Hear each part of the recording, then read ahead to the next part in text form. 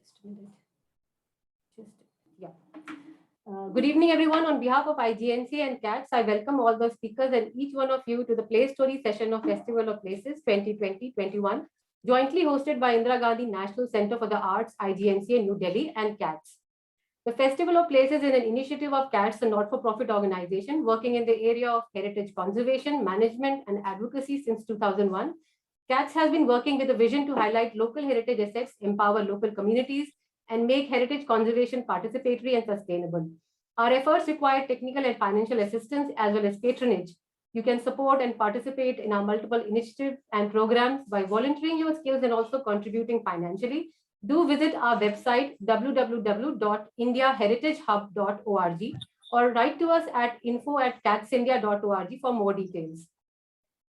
We at CATS feel very strongly about the dismal state of public spaces in our cities and firmly believe change in the way we think, talk, and use public spaces can only begin at the grassroots by creatively engaging people with places and empowering them to make a difference to the places and spaces around.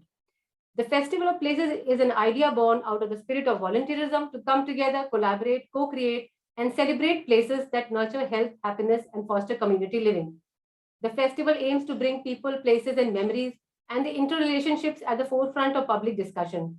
It envisions to investigate places, the people who inhabit them, the collective and individual memories that are integral to places, and present them in a new way to leverage discussions on the future of public spaces. The festival provides an opportunity to people for sharing their personal narratives. Moreover, the festival aims to help discover the much overlooked human dimension of places. The main highlight of the festival this year is Play Stories, a series of online storytelling sessions that help understand the hidden dimensions, multiple interpretations, and varied memories associated with places, highlighting their distinct characteristics, as well as unraveling the bond that people have with them, a connection that lives through their experiences. The storytelling sessions by professionals, scholars, and students from diverse fields focused on public spaces have been planned around the theme of exploring memory in places. I'm delighted to share with you all that since our first Play Story session on 10th January 2021, we have come a long way in the last 3 months, covering 12 unique public spaces in the cities of Delhi, Saibabad, Shantiniketan, Kolkata, Guwahati, Vrindavan, Nakodar, Gwalior, Jaipur, Banaras, and Bhopal. The Play Storytelling sessions hosted 14 place storytellers, 29 place experts, and 3 place residents. The journey all along has been very enriching and engaging, giving each one of us an opportunity to listen to storytellers, experts, and residents talk about their experiences, memories, and learnings. I would like to take this opportunity to thank IGNC and New Delhi for hosting the Festival of Places along with CATS, as well as all our knowledge partners, Institute of Urban Designers India, IUDI Delhi NCR Center, World Resources Institute, Rahagiri Foundation, Placemaking India, Story Shala, Vastukala Academy College of Architecture, Sushant School of Art and Architecture, Sushant University, DICE VFS School of Entertainment Arts, Mumbai, Faculty of Architecture and Planning, Parul University, Department of Architecture and Planning, Indira Gandhi Technical University for Women, Path Architect Planners, Auroville, and Olympiad Success for their patronage to the Festival of Places. I'm also deeply grateful to our mentors, Mr. Arun Kumar, Chairman CATS, and Vice Chairman Mrs. Archana Srivastav, for their support and encouragement. I would also like to thank each one of you, some of you who have been religiously tuning into our Play Stories every Sunday, giving us the much needed enthusiasm and energy to keep on going. Today, I will take you to Delhi, a bustling metropolitan city, a city which many people from all over the country and outside have made their home. On the banks of the Yamuna is a small enclave of migrant Tibetans who have created a unique ensemble of spaces deeply rooted in their culture and values. New Aruna Nagar colony, more popularly known as Majnu Ka Tila, has been the safe haven for Tibetan migrants for several decades, so much that it is now known as Mini Tibet. In the passing years, the spaces in the neighborhood have acquired a distinct quality, having evolved out of the culture, values, and daily rhythms of the residents inhabiting it. Today, we will walk in the company of a young budding filmmaker and voiceover artist and a senior urban designer to explore and immerse ourselves in the varied public spaces in the area and walk through its bazaars and community spaces to find out what makes them so special. The title of today's Play Story is Majnu Ka Tila, New Aruna Nagar Colony, and the theme for the session is Everyday Spaces of Social Engagement. Our Play Storyteller for the session, Mr. Aramik Talwar, will be taking us around the place and share his memories with us. The place expert for the session, Ms. Arpita Dayal, will take a deeper look into some of the most important public spaces and explore the experiences and memories associated with the public spaces as well as the connections that residents and people from all walks of life have with the place. Our play storyteller Aramik Talwar is a budding filmmaker and voiceover artist. He is 20 years old, lives in New Delhi. He is studying film production at the School of Entertainment Arts in Mumbai, while also pursuing his interest in voiceovers by professionally working side by side. He is an ardent observer and finds himself mimicking others many a times. He believes mimicking helps him be in the shoes of others more easily and effortlessly. Our place expert Arpita Dayal is an assistant professor at the Department of Architecture, School of Planning and Architecture, New Delhi. She is a double gold medalist with a master's degree in urban design from SPA and is pursuing doctoral research from the same department. At the school, she has been keenly exploring effective pedagogical approaches to ensure holistic learning, looking at the design studio as an important space where design skills, design communication, and design thinking collectively converge and develop. She has led the seminar and dissertation studios and has taught courses on research methods, history, and sociology. She has been invited for presenting her research to the University of Warwick, Coventry, UK, and IJS Conference Rome, CEPT Ahmedabad, Punjab University, Chandigarh, MITS Gwalior. She has worked on research projects with National Institute of Urban Affairs of Oxford Brookes University, Delhi Urban Art Commission. Her areas of research interest and publications include urban design and space, environmental behavior, phenomenology, and in-betweenness in cities. But before we begin with the play story session, I would like to invite Mr. Jiten Arora, head DICE VFS School of Entertainment Arts, who has been our important knowledge partner, to share a few words about their journey and association with the Festival of Places. Over to you, Jiten. Hello. Hi, everyone. Hello, everyone. And thank you so much, Urvashi ma'am and Manju. We met, I think, in January this year when you came up with this idea of hosting play stories and involving us as an institution and our students to participate in it. I was very apprehensive at that moment because, well, we are a film school and not necessarily an architectural school. So for us, places play the role of settings, background settings, and stories. And but I thought that this would be a great opportunity for our students to make the places the protagonists of their stories. So we took that challenge on and introduced this project to our students to work on. And kudos to everyone who's been able to put this all together, and especially during the second wave and the lockdown thereafter. So most of the films that you would see on this platform this time, if it's coming from our school, they've all been painstakingly made, risking the second wave and the impact of it. And but we survived, and the stories have survived just as the places through the history. So I'm very, very proud, and I think I look forward to these sessions as eagerly as everyone here may be.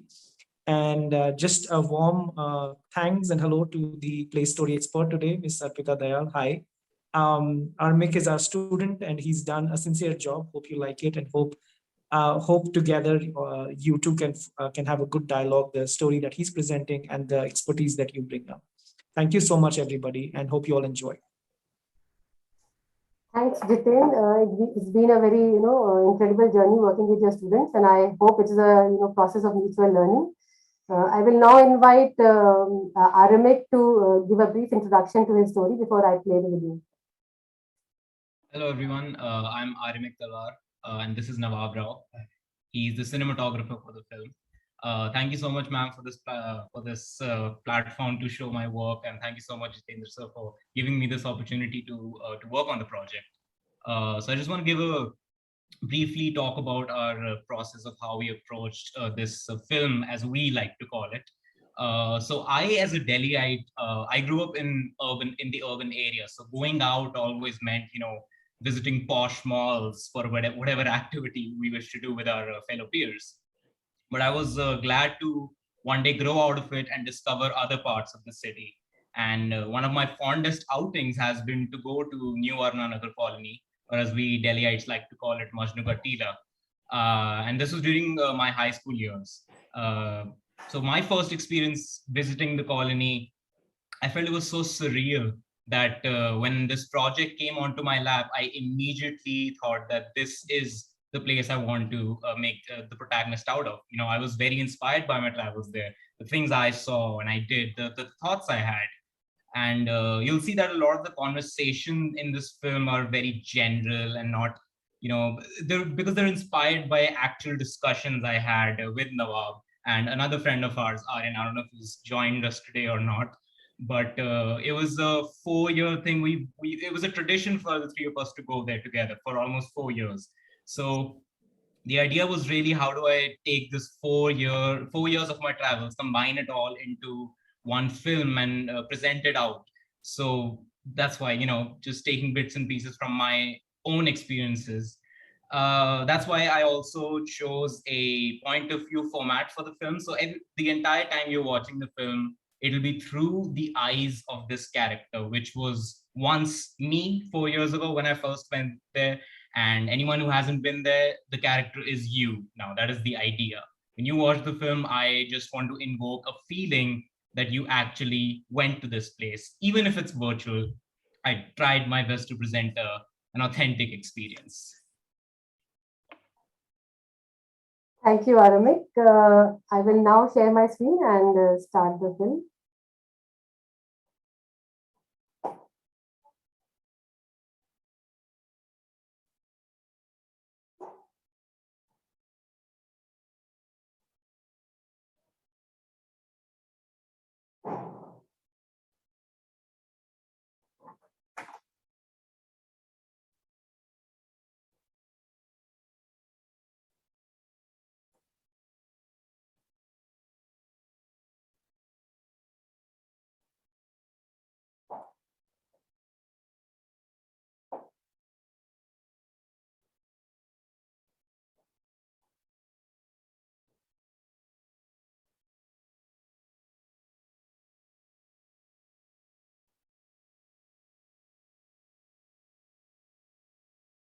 Thanks for bringing me along today.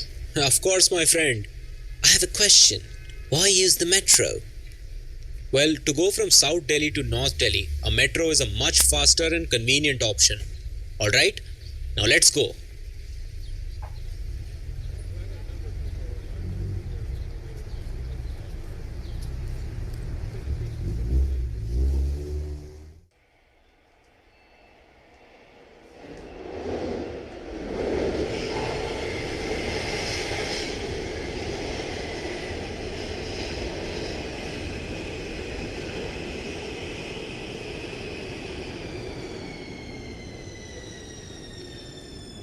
Do you know anything about the history of this place? Majnu Ka Tila, is it? Well, I guess I know a little. Majnu Ka Tila is located on the banks of Yamuna River. Its official name is New Aruna Nagar Colony, also called Changtown and Samyaling. It's an ever-busy locality with travelers, visitors, residents constantly moving about. Here's how the story goes for the name it has got. There was once a ferryman named Abdullah. He rowed people across the Yamuna as a service to God. Soon, he became so wrapped up in spiritual musings that people began to call him Majnu, after the legendary lover, of course. In 1505, Guru Nanak Dev Ji stayed here for a brief amount of time. He was very pleased by the service of the love-forsaken Majnu, who was seeking enlightenment. Before Guruji departed, he announced that the area would be immortalized by the name of ferryman Majnu. And so, that is how Majnu Ka Tila got its name. And the name caught on. In fact, one of the key highlights of this place is the Majnu Ka Tila Gurdwara. It was built by military leader Bhaghel Singh Dhaliwal. He did so to commemorate the stay of Guru Nanak Dev Ji in 1783. To this day, it is one of the oldest Sikh shrines in the NCR region. The area itself is in North Delhi and is a Tibetan refugee camp. See, what happened is, in 1959, more than 100,000 Tibetans followed the Dalai Lama into exile, most of them never to return. And now, Tibetans live across the globe, not just India, but Nepal, Bhutan, the Europe, the US, and Australia. Aruna Nagar came into existence in 1959. The Land and Development Wing of the Urban Ministry had given 925 plots to people from various parts of North Delhi. This was done under a resettlement plan. While they were being settled there, a Tibetan camp came up across the road on the Yamuna riverbed. These Tibetans were fleeing their country after the Chinese occupation and they needed rehabilitation. They had taken shelter in areas around the Indo-Chinese border, but they had to move again. A war broke out between the two nations and some had opted to move to Delhi. It was thus named New Aruna Nagar.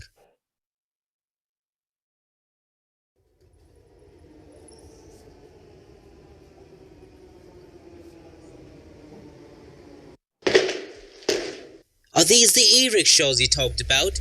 Shall we rent one?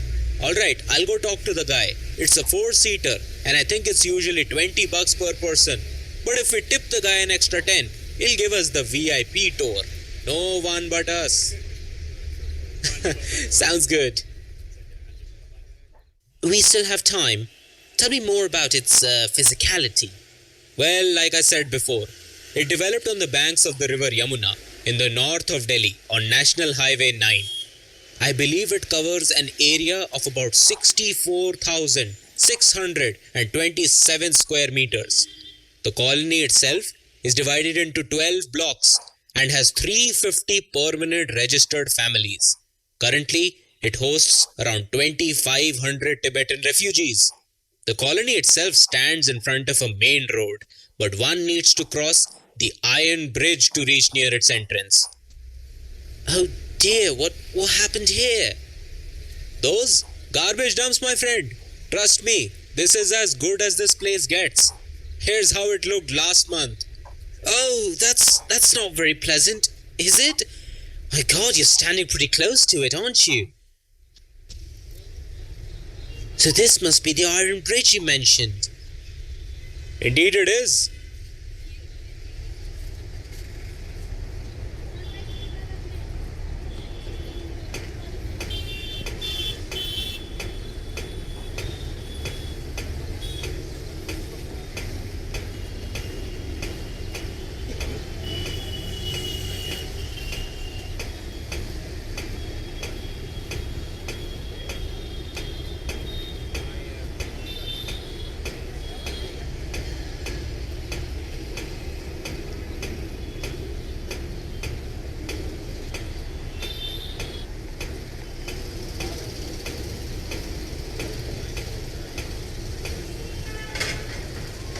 You know, I read this paper a little while ago. It was a scientific research publishing paper called the Tibetan Ethnic Enclave in New Delhi, a visual perspective. It was written by this French historian named Fabien Le Hureau. I am not sure about the pronunciation. She talked about the bridge in detail in that paper. It mentioned how the connecting iron arch is a spatial frontier that separates the Tibetan colony from the rest of the city. But here's the strangest part, my friend. This bridge is seen as trivial, ordinary, and unexceptional by the residents here, and so its maintenance has been neglected.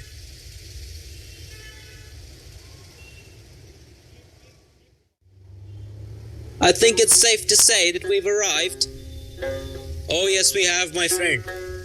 This is the main gateway. Let us proceed.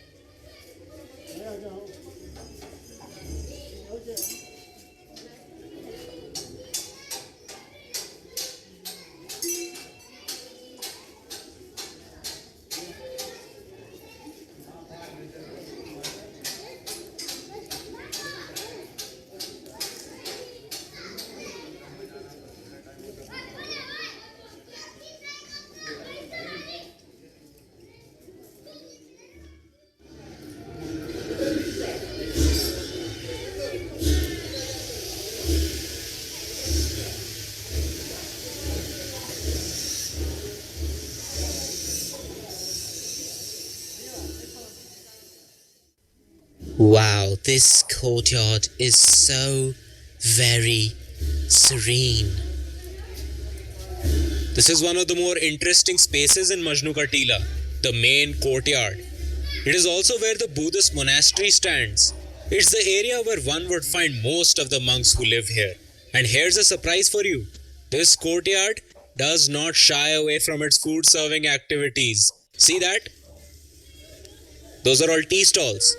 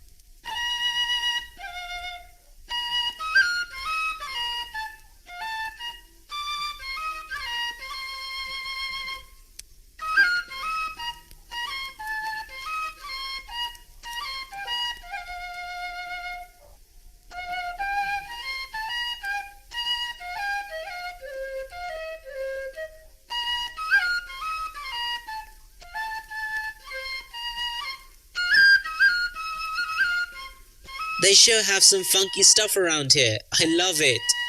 Indeed. Everything from clothes, handicrafts, oxidized jewelry, trinkets, and they even have some general stores.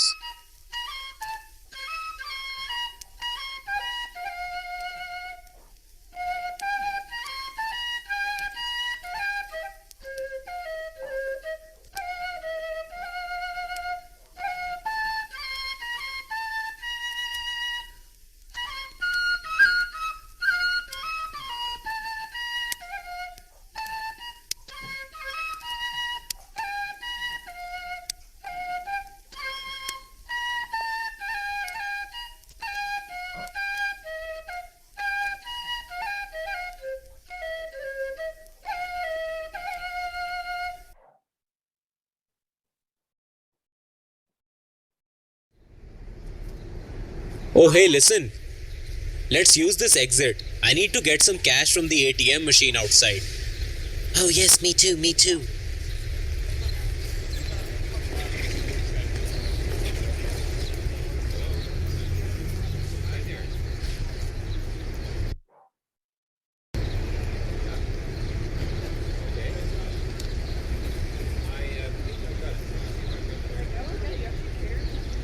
Hey, wait. What's this about?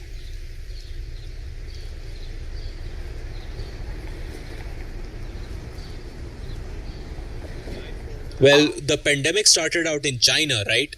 This represents the injustice brought on by China all those years ago to the people here. It clearly still hurts them to the core.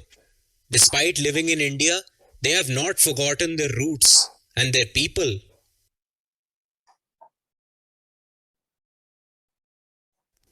Alright, I'm super tempted to try these spicy bulldog noodles.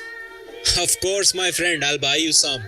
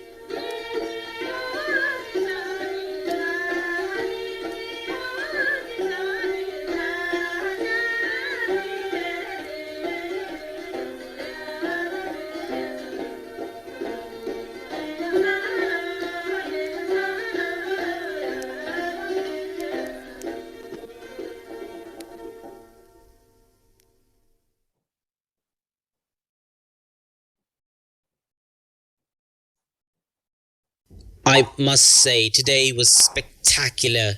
Please tell me, how did you find this place? I wasn't the one who found it actually. My friends took me here 5 years ago when we were still in school, and soon enough it just became a tradition for us. My friends Nawab and Aryan. We all live in the south of Delhi, but we often make the effort to travel all the way to north, all for the food and the atmosphere. I must say, my first step into the colony, and I almost felt like I was in a different country altogether. Happens to me too, every single time, which is why some people call it Little Tibet.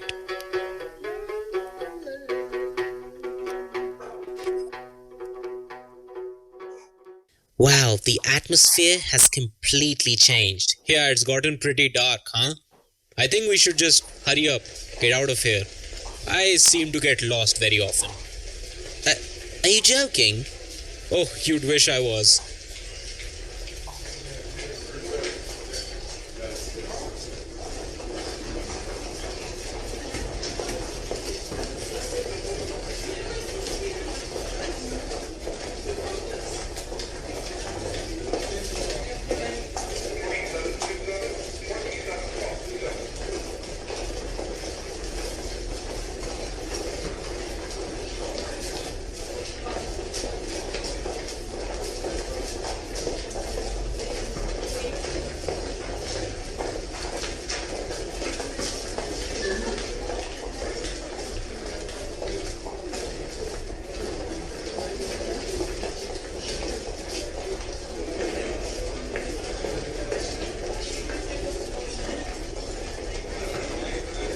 I'll go ask him for directions.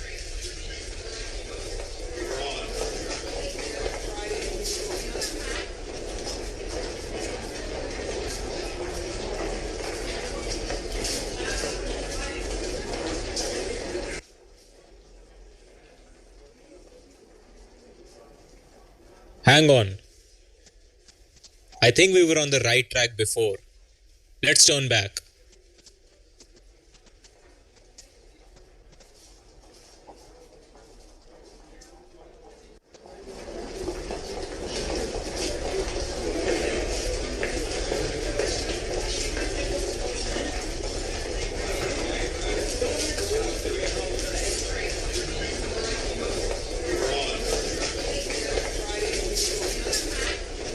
I'll go ask him for directions.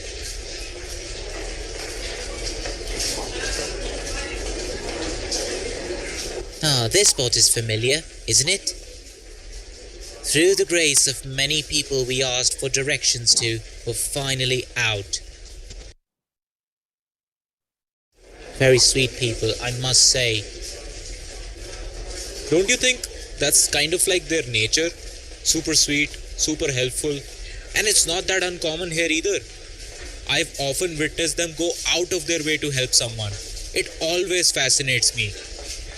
Even leads me to think that perhaps it's the mutual feeling of being a migrant that makes them feel this way, be this way, and act this way. Maybe I'm overthinking. Oh, not at all. I agree. We can all learn something valuable from this, that we all have to do our very best, help each other out whenever we can. On that note, I'd say our journey today has come to an end. Goodbye, Little Tibet.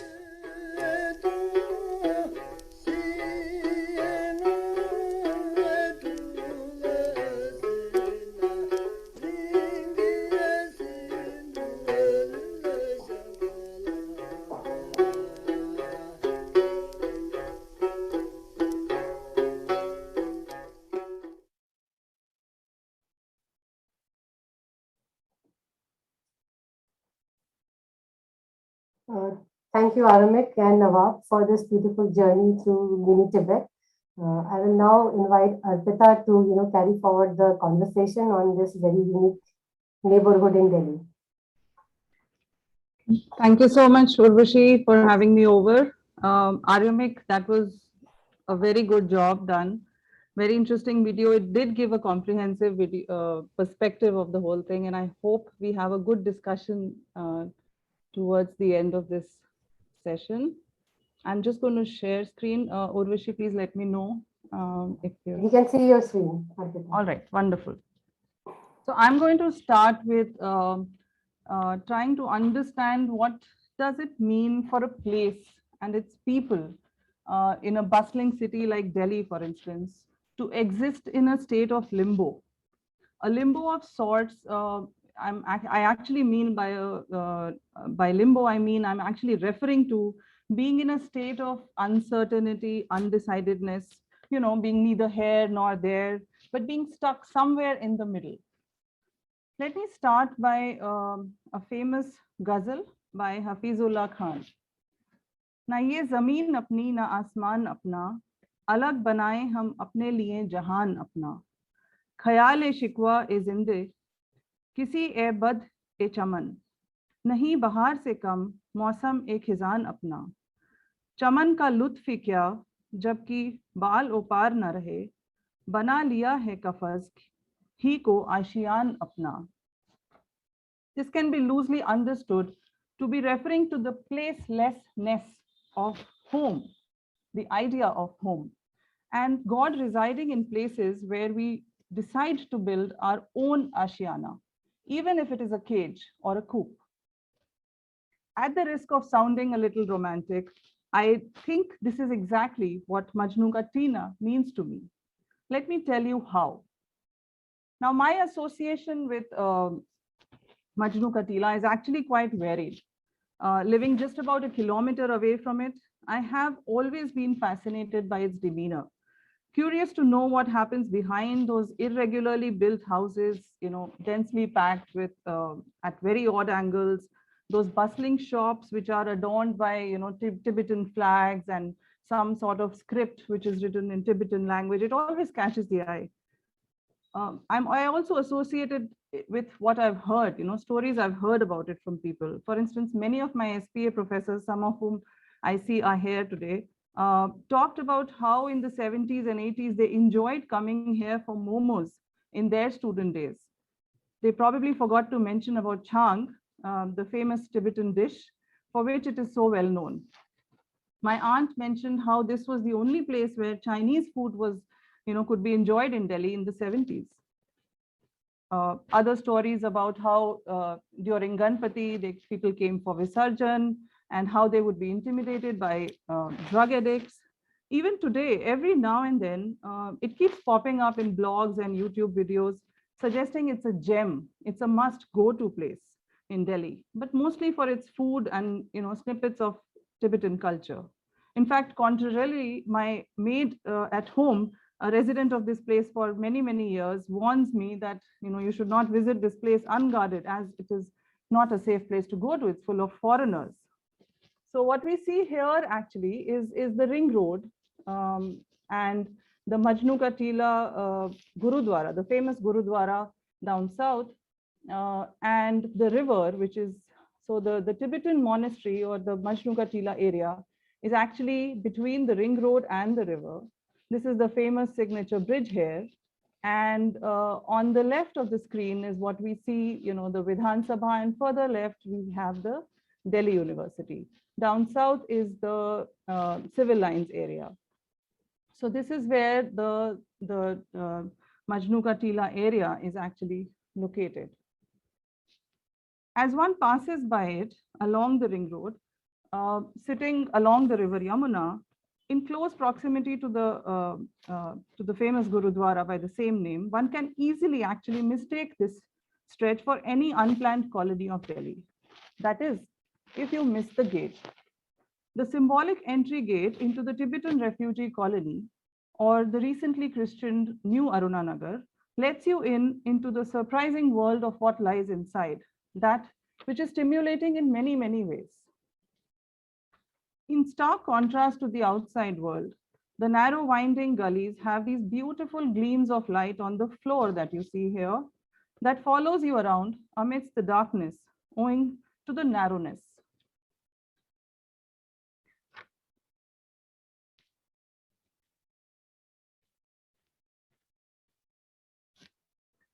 A wall out of place, a projection, a chhajja, a staircase interrupt the flow of these very narrow spaces, but only to add a very unique character to this place. The shore sharaba of the traffic gets quickly replaced by loud Bollywood songs in peepable salons along these gullies. And further in, the preachings of Dalai Lama can sometimes be heard. All of this kind of reiterates the fact that you're not in Delhi. You know, you are somewhere else. You're definitely not in Delhi.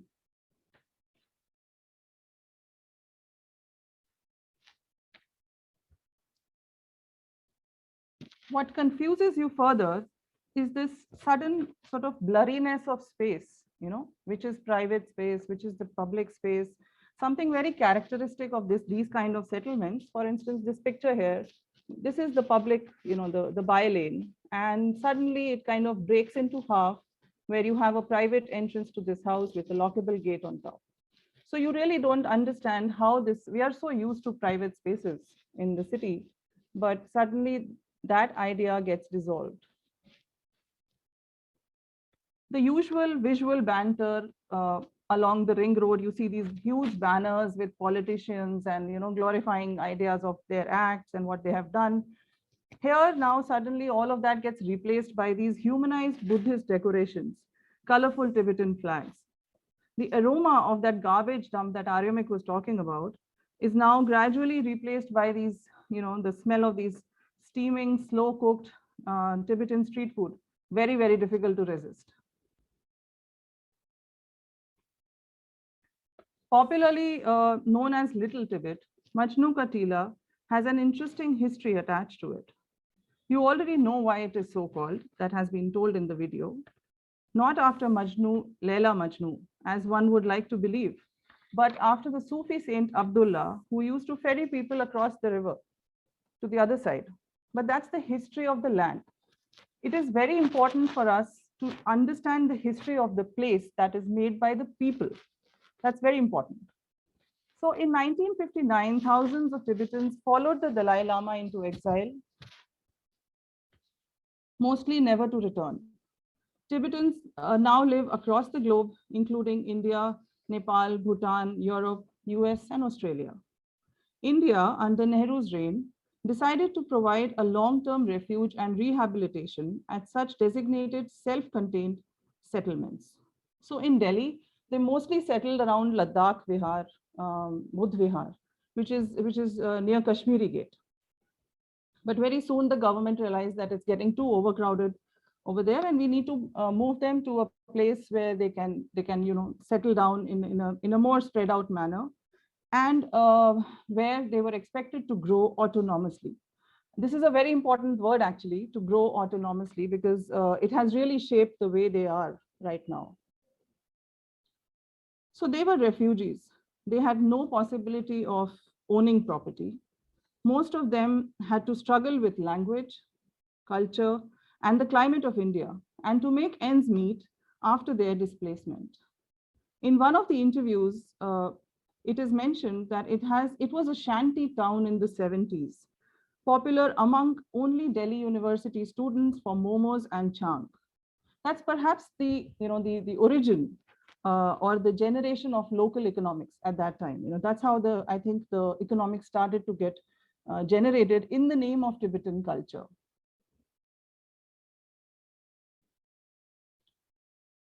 The settlement grew exponentially after.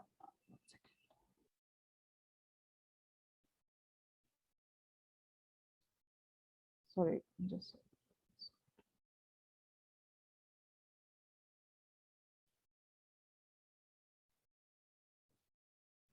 The settlement grew exponentially afterwards. People built on top of hutments up to 4 stories or wherever they could find space. On the system of something very interesting, on the system of Benami. Benami is an extra legal system of land ownership based on illegal kagzat, which were passed on from one generation to the other. So they built wherever they found space in a completely haphazard manner with no municipal services in place, obviously. The place had very little infrastructure, had faced threats of eviction in 2006, and was saved by a very strong RWA who fought for this, for their rights. It suffered major losses in the 2011 Yamuna floods, which nearly covered, the entire ground floor, the entire lower levels of the area. So the presence of the RWA and the regularization by the government, calling it the new Aruna Nagar, are actually interesting informal processes that are carried out by the RWA, which is itself an informal organization. It has not been legalized. Speaking of the lower floors, it saw an influx of shops which are selling Tibetan artifacts, and owing to growing demand, Tibetan food, the Tibetanness of the place was actually in high demand. And that was strongly and profitably retained by the people, often in the name of their cultural identity. The Tibetan market is a very exciting place, especially for anyone like me who loves momos and trinklets. And the energy of this place is actually visible in the colorful paraphernalia strewn all across. Not only is the market famous locally, but also makes the Majnu Ka Tila a self-proclaimed commercial capital of the entire Tibetan exile community in India for staying, shopping, etc., as per interviews I saw taken by the people. The central courtyard, which Aryamik also spoke about, is actually a very interesting space. It's known as the Tibet Square. It's one of the most visited, most photographed place of Majnu Ka Tila. Lined by cafes, shops, and the main monastery, the large court is the most fascinating public space, something all of us urban designers get very excited about. The perfect scale of this space opens up like a void in the solid mass of the built fabric. It seems to be a safe space to, just gaze around, chat, pray, eat, shop, or just have a cup of chai. On all the surrounding walls of the monastery, you see the wheels of prayers. The atmosphere is very Tibetan monastery-like, but that's not surprising at all. That's something that you would expect, right? But it is the everydayness of the space that actually strikes the eye. When I say everydayness, I refer to the ordinariness of the space.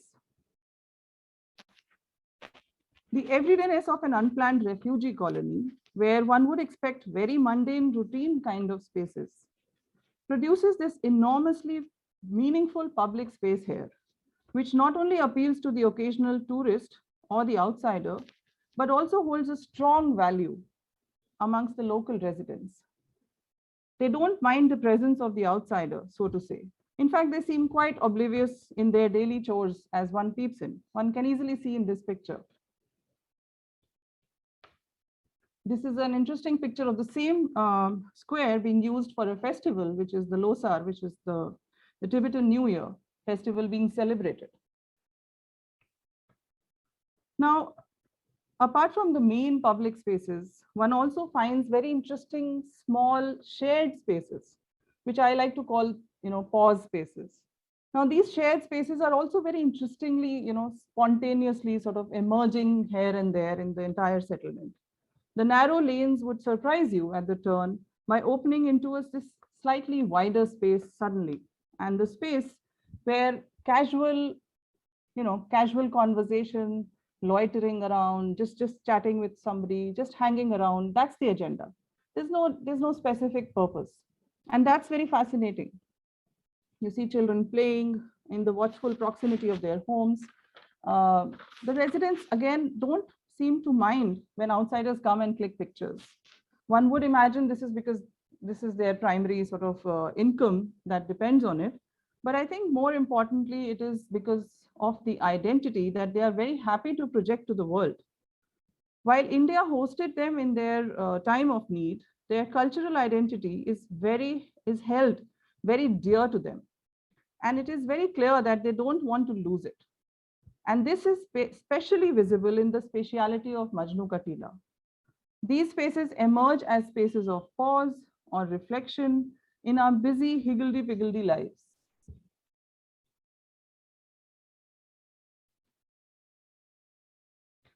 Another surprise as one approaches the edge, a statement completely different from what you saw earlier, to the extent that one cannot make out that you're still in Majnu Ka Tila. The edge has these high-end cafes, some 4-storied hotels.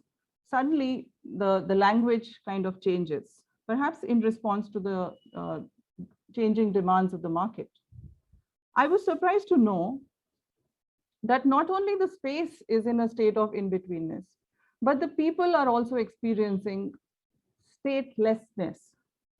The peculiar state of their existence is evident when they get referred to as foreigners or refugees. And that's because they do not enjoy the rights of being Indian citizens, even though they may be third generation, born and brought up here, never been to Tibet. Tibetans are classified as foreigners under the Colonial Era Foreigners Act of 1946 and the Registration of Foreigners Rule of 1992. Paradoxically, almost all of them hold a voter's ID card, perhaps their only identification issued by the government of India. And hence, for reasons anyone can guess, they are valuable to the government in that regard. This is a strange reality of their existence, where they are voters, refugees, but not citizens. They can vote, but not enjoy any other right of being a citizen of the country they live in. This strongly political character of the place is what I was talking about in the beginning of the discussion when I mentioned the existential limbo. So this is a conversation by Serena Chopra, who's done some research on this area. And she writes, quote, Majnu Ka Tila is a no man's land where, though the Tibetans struggle to preserve their culture, religion, and language, they treat it as temporary. They do not seek Indian citizenship or to belong, because that would mean accepting defeat. The refrain is free Tibet, and their dream is to return to an independent Tibet one day. They wonder what will happen when their parents' generations had passed away and the new generation has no roots in Tibet or elsewhere. This makes us think that, you know, what happens when they are existing in a state of limbo, when they are somewhere in between existence, when there is a temporariness to the whole existence. They are not able to settle fully for the reasons I just mentioned. Neither do they belong, neither do they want to belong.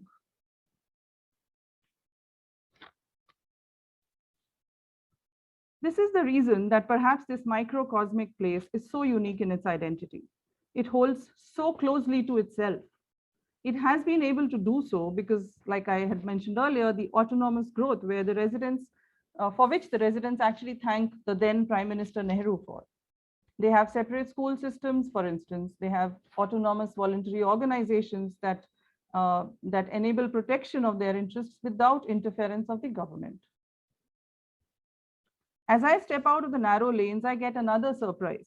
The Yamuna is so close. The Yamuna floodplain is a scenic void I encounter. And I told you at the beginning, I like to be a romantic in this discussion. I make a mental note to come here the next time I need some quiet.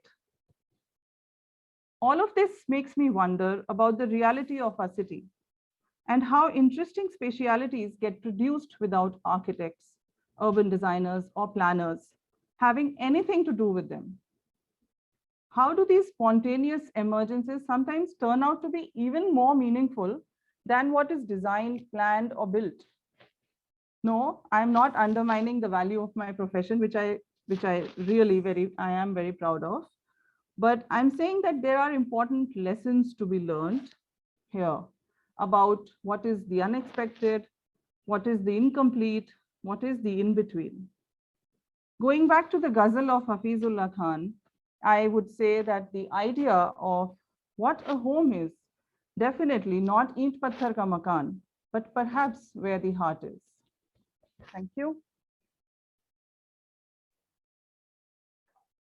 Thank you so much, Arpita, for taking us through the lanes and bylanes of Majnu Ka Tila. And, it surely thought, you and Aramik both took us to a different land altogether. I would now like to open the discussion. If any of the people in the audience have any questions for Arpita or Aramik and Nawab, please do write in the chat box, or you can unmute yourself and ask the question.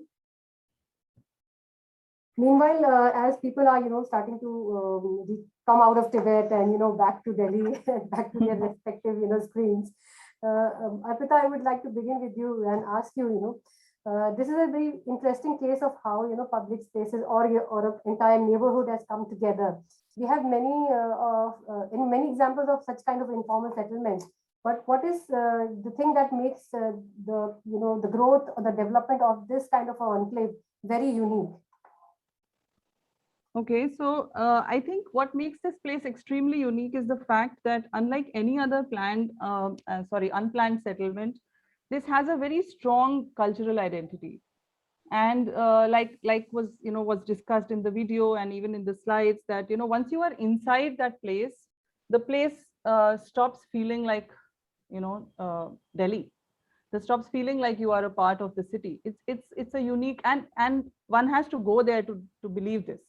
I'm not saying that because I'm fascinated with places, but I'm saying that as out of very basic out of the very basic experience of that place.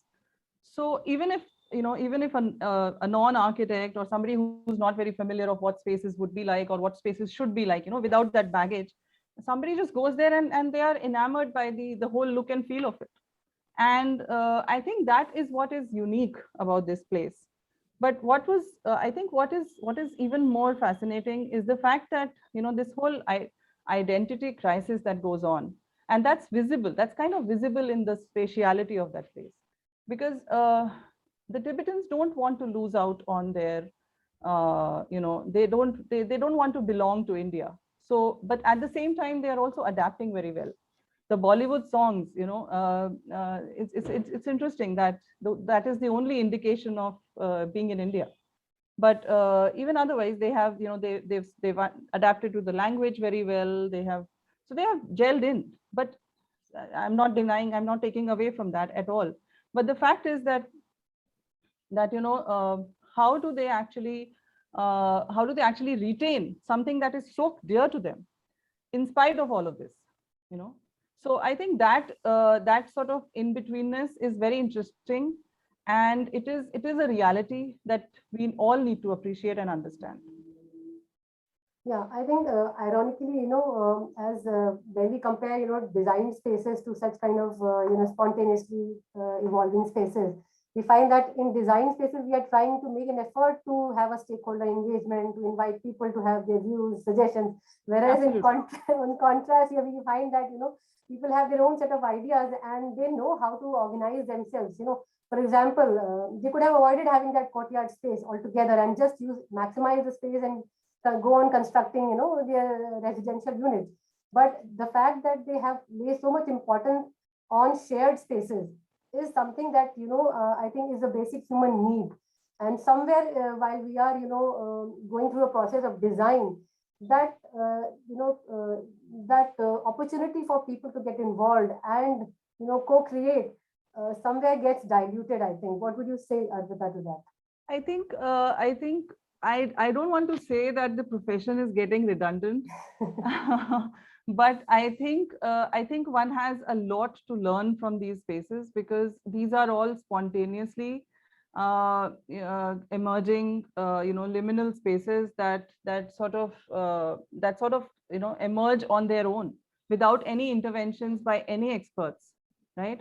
So I think they are great opportunities for us to learn, how to design spaces, or whether we should design spaces at all or not, and in what manner do we retain these kind of spontaneities, which are very natural to their existence. So you can't plan for spontaneity in a very planned manner, but an awareness of, that this needs to be there. A certain amount of ambiguity, a certain amount of spontaneity is healthy and characteristic of their existence. This knowledge is extremely important for architects and urban designers. Very true. I think there is a very interesting question from Reenu Kishore. Reenu, would you like to unmute and ask the question?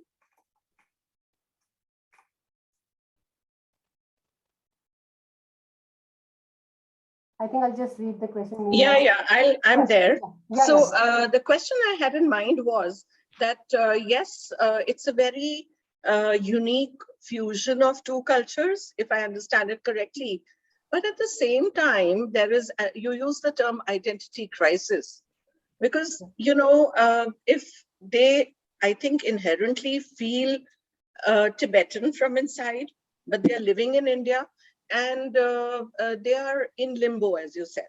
So don't you think there would be feeling a sense of pessimism, a sense of not belonging outside, and maybe they are sticking to those places and kind of barring outsiders? Does it happen? Does it lead to pessimism and depression? Have you been able to have a conversation with the residents there? That's So, my question. Yeah, Mm. thank you so much for the question. Mm. It was something that I expected. You know, whenever I go there, I always felt that, you know, I would be perceived as an outsider. And I'm sort of, you know, peeping into their lives, I'm intruding into their lives, and I'm taking pictures, or I'm just making sketches or writing notes and things like that. So one feels like an outsider, definitely. Mm. But from their end, there was complete oblivion. It was like, you know, you do whatever, we are fine with it. And so I felt that they're very secure in that sense. You know, they're fine with it. In fact, they're happy, I feel, to be projecting some of the symbolic aspects of Tibetanness. They're very happy to be doing that, like the flags or the, you know, the Buddhist decorations and things like that. So they're happy to project that image. I think it might have to do with the sense of survival, you know, a sense of this is what has kept us going, and we will stick very close to that. So they are very happy. In some of the interviews I you know, saw, they're very happy that India has hosted them. They're very quote unquote grateful to the nation. But at the same time, they are, you know, they want to retain what they stand for. They're very particular that, okay, no, this is our identity, and we don't want to do away with it. So is it a kind of a unique indigenous identity, a cultural identity they have evolved? I think so. Yes, I think it's an amalgamative kind of a identity, you know, where they are mixing in adaptations from India, but keeping their Tibetanness alive. Thank you. Very interesting. Thank you. Yeah, Arimik and Nawab, I would like to have your, you know, views on this. What would you, you know, since you've been frequenting the space, what is your, you know, feeling of being in that particular neighborhood, and what did you feel that whether this was a experience of a, you know, a spectacle for you, or more of a, you know, walking through a residential neighborhood and, you know, feeling connected with the people, or as an outsider? Right. So the first time when I went, as ma'am put it very, very, you know, she hit it right on the head when she said that you feel like an outsider. You feel like perhaps they perceive you as an outsider. That is a feeling that is definitely there when you come the first time. But over time, when I was frequenting my visits, slowly and steadily, I realized there is no such thing. They are not bothered by anyone. You're not intruding in their personal space. You're very much welcome, which is such a positive way of thinking. I was, you know, over time just really happy about that. You know, that there is such a feeling in this community. And Nawab has been a frequenter there even before me. What was your first experience? I also feel that we feel a bit of outsider because of the change of scenario. That how big of a change of scenario, because we're right in Delhi in the middle of the street, and then you enter, and then it's totally a change. And how it is inside, and as ma'am put it, and how we've tried to show it, that it's a different scenario. That's why we instantly feel a bit like an outsider. If you go to any hill station or any place, or any place, you start feeling that you're not at home, you're not at your own area. That's what you feel. But when you go frequently to spend time, go with your friends, then it starts to feel more normal or homely, or more like a normal place, where not like an outsider. It doesn't feel totally different. I feel that's also the case. Thanks, Nawab. Arpita, coming back to you, just, you know, Urvashi, I think Palash has raised his hands. okay, yeah, Palash, please go ahead and ask your question.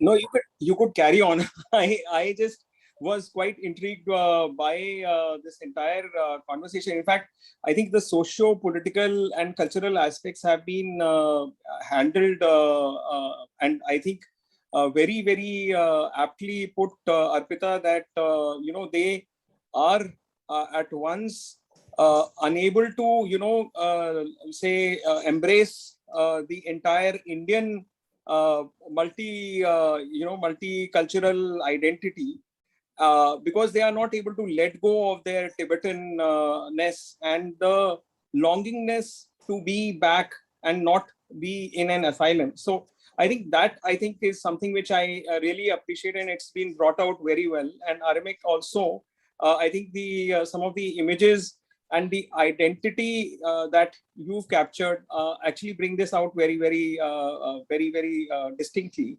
I just had two observations. One is, of course, actually questions. Did you notice that there was a economic, commercial, sustainable, I'm looking at a commercial or economic sustainability angle to this, that if they continued with this identity, are they attracting some tourists? Or as was mentioned by Nawaz, that you actually you go frequently, basically enjoy the Tibetan cuisine or something, which actually, so is this enclave a kind of a unique tourist destination which also enables it to have its own kind of sustainability, so that these cultural elements, these social elements, these public spaces actually are preserved for future, because there is a sustainability angle of these public spaces. These features, this distinct identity will last with us for a significantly longer period of time if there is this sustainability angle. So I just wanted to understand, because these dimensions are very important to really kind of I think understand in a place situation. So I think I don't know if Arpita, you want to go first, or Aramik? Any which way. Nawab, would you like to take that? Yes, so I mean, in that, over the years, it has become a tourist spot, which that people go frequently. As you asked, that it has overall now become a tourist spot, and even during the pandemic, it faced, because people were not going. That's why the income also dropped. But and because of the tourist spot, they do have constantly people coming from the new campus, or students, or people just to experience different cuisines, different Tibetan northeastern cuisines. So it is a spot or a cultural experience which over the years has always been a spot, like a spot which people visit and which you gain income from that. It is an economic. And in terms of like sustainability, I think just the idea that people identify as the place, not as New Aruna Nagar colony. If you tell someone Delhiite that, hey, New Aruna Nagar colony jana hai, they don't know what you're talking about. As soon as you say Majnu Ka Tila, something clicks in them. They know that place. And that's how you know that it has its own identity, not just as a colony, but as a marketplace for people to go visit. And I think it's beautiful and it deserves to be preserved for sure. Yeah. I would like to just add one thing, that there is also that risk of of being very being very happy about a situation which is actually a situation of misery. So calling it a tourist space is actually maybe not the best thing that we can do, because one, like I had said, that YouTube and so many blogs and so many articles are being written about how exciting this place is, and how what a gem it is and all of that.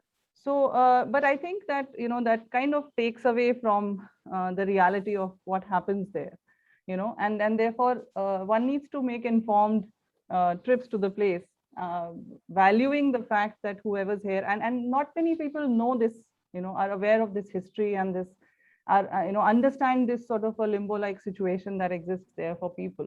It's not a regular market, or it's not a regular tourist destination for sure. Yeah, no, I think I completely agree with you. The point, Arpita, that you cannot really celebrate these places. Please mute yourself. Anybody who's unmuted. Yeah, but this is I would say from a social reality standpoint, the fact that even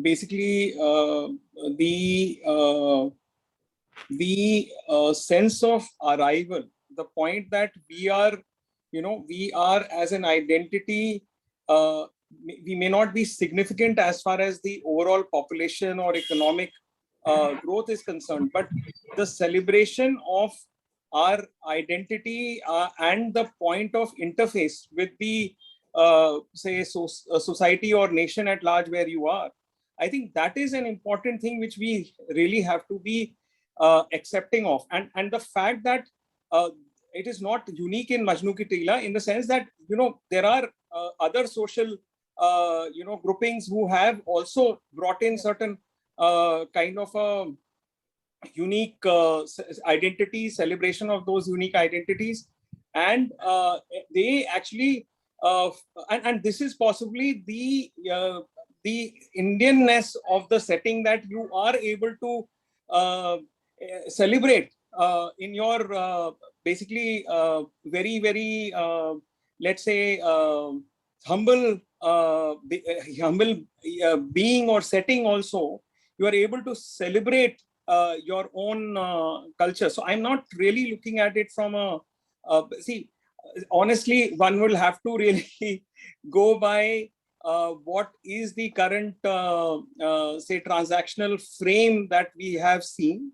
So of course, over the ages, there is a lot of commercial and economic predominance to anything that is sustaining. Urbanization more so has an economic end to it, with the real estate and other things which are really kind of coming. So I was actually exploring this dimension, that if there is a certain kind of because otherwise we've seen, in fact, the railways, the expansion of streets, or basically expansion of real estate actually takes away these spaces. So I would rather that these spaces have an identity which is celebrated, a certain economic and commercial angle to it, so that there is a lien, there is a kind of a foothold these people have in this entire urban commercial system. So therefore I actually look, of course, I completely actually am in agreement as far as I echo actually what you just said on the, certainly we're not looking at the tourism as the reason for their existence. Okay, sure. Thanks, Palash. Jiten wanted to, speak. So actually, I have a couple of observations, and I'm not sure if I've understood it right, but I thought might as well clarify it, since we have the expert and the student both here who visited the place recently. So so as I understood, Arpita, from your presentation, you said that there's a deliberate sense of limbo. If I'm gathering it right, you can correct me if I've got it wrong. And I say deliberate because there is a sense of temporariness to the existence, that we are in India for only as long as Tibet is set free, and the moment it is done, we return. So there's a sense of this anticipation to return to their homeland, right? So this is a temporary thikana. Am I right in gathering this?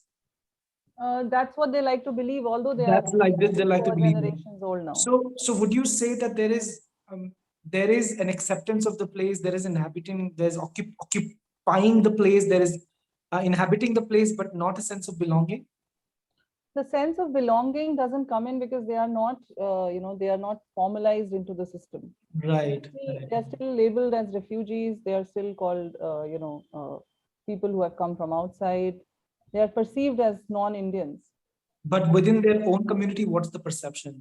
Do they look at themselves as guests and migrants, or? I think how the did they younger end up with generation who has never been to Tibet and are, don't have their roots as such, in physical terms, I think they have a very different perception. They want to blend in. But Okay. the older generation still feels very strongly about going back, and one day we will go back. And so this is just temporary. This is just temporary. And then I heard Aramik say that the moment you go there, the help that they offer, or the welcome that you are offered, is almost as if there's a very strong sense of belongingness, that you're coming into our space and this is for us to share. So I felt this contrast of sense of permanence and belongingness, but welcoming as if you were hosting others. I thought that was very, very interesting. And for me, that kind of duality, I won't call it contradiction really, but I think that duality sort of offers a food of thought that I would like to take away from here, from these two presentations. So thank you so much. But Aramik, if you have, am I right in observing this, that there is a sense of belongingness, but then there's also a sense of not a sense of belongingness. They coexist. So that the duality coexists. What do you think? Yeah, definitely. I think as ma'am puts it correctly, there is a sense of misery behind the whole thing. But there is, I personally believe that from them, they are not very much bothered by others. They are very welcoming, and I feel that way, even if it is through the atmosphere and the ambience. I think that's what made the place stood out for me in my mind. So definitely, that's Great. Thank you so much. Thank you both. It was lovely to see some of how the two presentations cohered. And of course, Arpita ma'am's presentation was much more detailed, much more place oriented. Aramik, you offered us a sort of an external point of view of this. So kind of it became easier to go through the place, having taken overview. And then we heard the details from Arpita Dayal ma'am. I think it was amazing. So I think today's presentation was very, very holistic. Thank you both of you. And congratulations. Thank you. Thanks, Jiten. If somebody else was raising a hand in the audience, I can't spot. If there are any more questions, please ask. Otherwise, we just move ahead with. Can I come in? Yeah, please. Yeah. So Aramik and Nawab, this question is to you. So maybe the first time you guys went there, it was more because of the food, or maybe you wanted to explore the place. But of the second and third and fourth time, again, this question of belongingness comes. Were you welcomed there? The reason you went there because it is a different people of different ethnicity live there because of their food, or a mergence of modern and the old school of thoughts of Tibetans. What was the reason for your second visit, or maybe third or fourth visit? I think, yeah, definitely the first time was for the general reason people go to. If you ask any Delhiite, you mention Ama Cafe to them, they immediately know where it is. It's very popular. Me and Nawab, we never go there because we had different reasons. We actually wanted to, explore the place. That was the main idea for us. And Nawab is a photographer. So for him, it was, it kind of became an activity for him to, whenever he visited there, he would, you'd ask permission and you'd click pictures of the people there. It was just, as mentioned before, it was just a celebration of the culture and the people there. Yeah. So it was, I think the way, again, I feel like I'm repeating myself here, but the way we felt attracted to go back there again. It was just the overall experience. Yeah. Just one more question. Yeah. I have a question. Hello. Yeah, I have a please go question ahead. for Aramik and for Nawab. I'd like to know what you felt as you were covering the area. Do you feel that the ethnicities present over there have, they feel part of the larger fabric of Delhi, or do they feel themselves isolated? So what is the predominant feeling that you get over there? Are they isolated really, or do they feel themselves to be a part of the larger fabric of the country? I think this would be a mixed answer, because from my observations, and I could be wrong here, I do feel like, as ma'am mentioned, a lot of them do have this feeling of belongingness in their homely place, which is Aruna Nagar colony. They wish to maintain, a bit of, this is my place. I wish to just belong here. I do not wish to explore and go out there. But there obviously you can't generalize a colony of of thousands of people.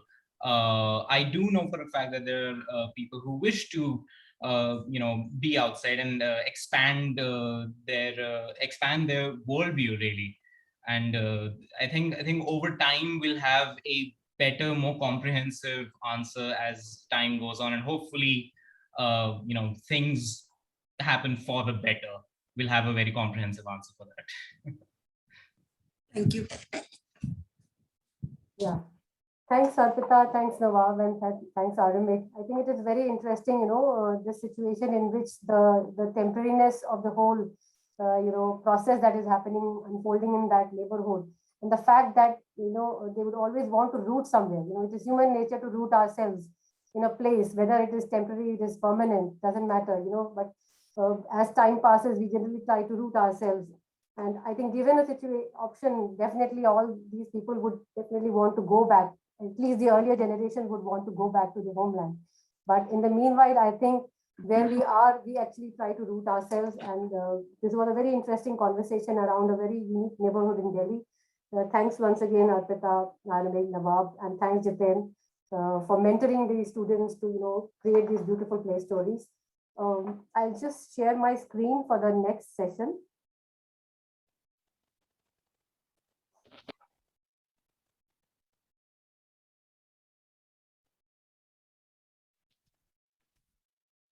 So this is the session poster for the next play story on Crawford Market and Abdul Rahman Street.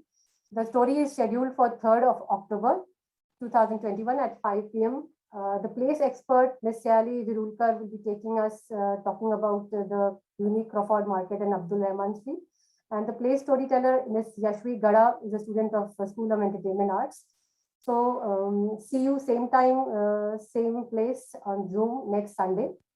And thank you everyone thank you everyone for the participation in this play story session. Thank you, Urvashi. It was fun.